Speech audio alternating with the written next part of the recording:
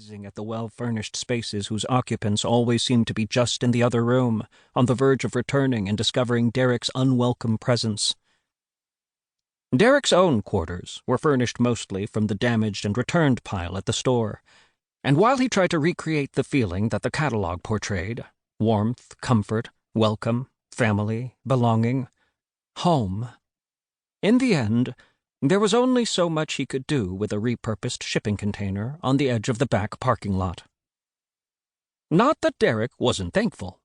It was wonderful that LitenVärld provided housing for him, as well as his uniform, off-duty clothes, and nutritious meals. Practicing gratitude was a healthy habit of self-care, and his employee guide emphasized the need for self-care.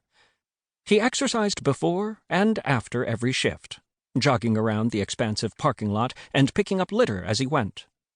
He stretched and did 30 minutes of yoga before bed, following along with an old DVD that had formerly been a decoration in one of the showrooms. He practiced speaking in the mirror, practiced his smile, practiced keeping his shoulders relaxed and his hands in a neutral position. But he would look through the milestones that he was missing, the many events that seemed to define everyone's life but his, and feel heavy, as if he were casting a second shadow, thicker and darker than his normal one, that stretched out behind him and dragged down his steps. So, Derek's lasts, since he couldn't quite remember his firsts. He ate his last plate of LitenVärld meatballs on a Tuesday in February, accompanied by a Greek salad and a small container of ginger ice cream with lingonberry jam. He ordered his last half-calf skim latte that afternoon, and it was likewise the last time the barista, who knew his order but only deigned to make it correctly about a third of the time, gave him a full calf, leaving Derek slightly ill and jittery during his last evening break in his last double shift.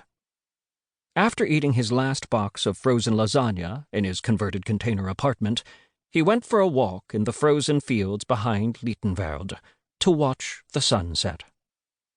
For the last time, he walked up to an invisible line that he didn't realize demarcated the property, and for the last time, he turned around without bothering to think about what lay beyond the line of stunted spruce trees, returning to his shipping container to get ready for his shift. The store had been preparing for LitenVärd's new VIP membership program. Disappointing sales numbers over Christmas had led to corporate pulling the trigger on the program months early, rolling out the initiative with a grand opening in March at select stores, including theirs. There was a sneak preview in a week for select customers that were part of the LitenVärld Universe loyalty program. Derek and a couple of other employees had been pulling doubles to build the new VIP lounge, converting a series of rooms at the center of the store into a closed-off section filled with high-end luxury furnishings, according to secret specs sent from corporate. Small amounts of stress were good for you. They made you grow.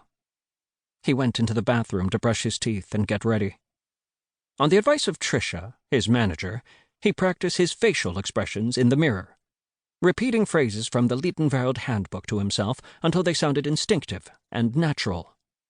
"Nobody likes a sales robot, Derek," she had said during one of their check-ins, scolding him for his stilted delivery. "Customers want a human touch in their time of need." A human touch in their time of need. The phrase had felt so powerful that it had become a mantra for him. "What can I help you with today?" Derek asked his reflection. Eyebrows raised and tilted slightly to signal a polite inquiry, hands loose near his hips, shoulders set back at an unthreatening angle. "What can I help you with today? What can I help you with today?" That was when he noticed the tenderness, the croak in his voice. He tried to clear his throat and winced in pain. Derek leaned toward the mirror and stretched his mouth open wide. Nothing looked strange in the harsh, fluorescent light. He'd heard Tricia complaining about workers getting sick, either coming to the store when they should have stayed home, or staying home when they were obviously faking being ill. He'd never felt the need. There was a phone number he could call if he experienced any physical issues. It was posted on the first page of his LitenVärld employee manual. The number